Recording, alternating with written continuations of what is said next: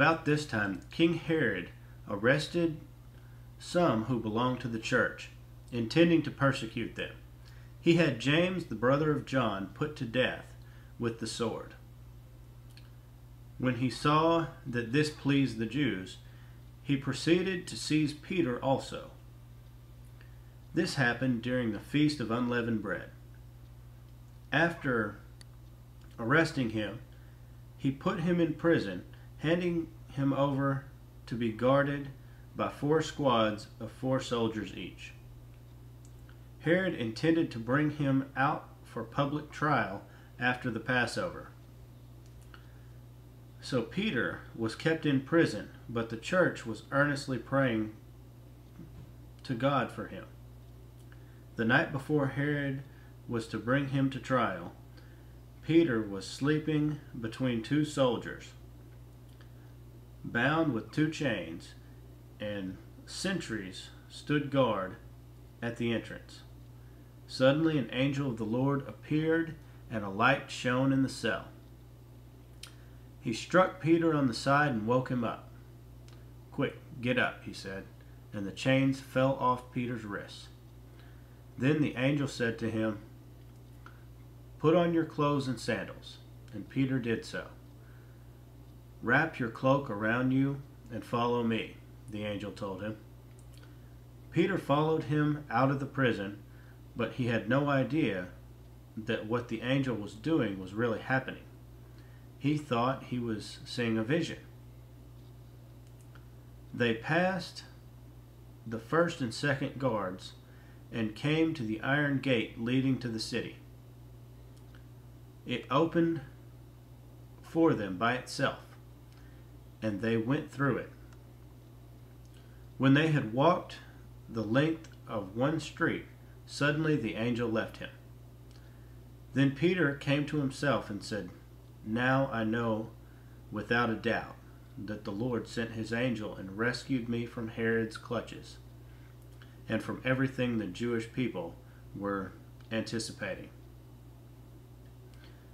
When this had dawned on him, he went to the house of Mary, the mother of John, also called Mark, where many people had gathered and were praying. Peter knocked at the outer entrance, and a servant girl named Rhoda came to answer the door. When she recognized Peter's voice, she was so overjoyed she ran back without opening it and exclaimed, "Peter is at the door." "You're out of your mind," they told her. When she kept insisting that it was so, they said, "It must be his angel." But Peter kept on knocking, and when they opened the door and saw him, they were astonished. Peter motioned with his hand for them to be quiet and described how the Lord had brought him out of prison. "Tell James and the brothers about this," he said. And then he left for another place. In the morning there was no small commotion among the soldiers as to what had become of Peter.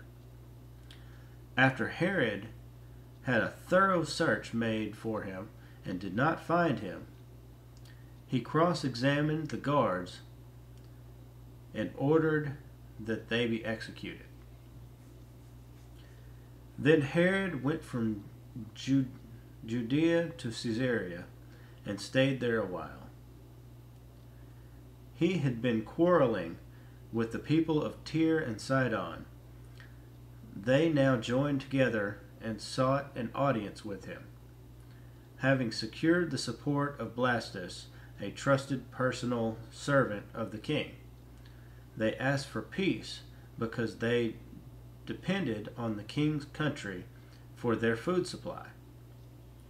On the appointed day, Herod, wearing his royal robes, sat on his throne and delivered a public address to the people.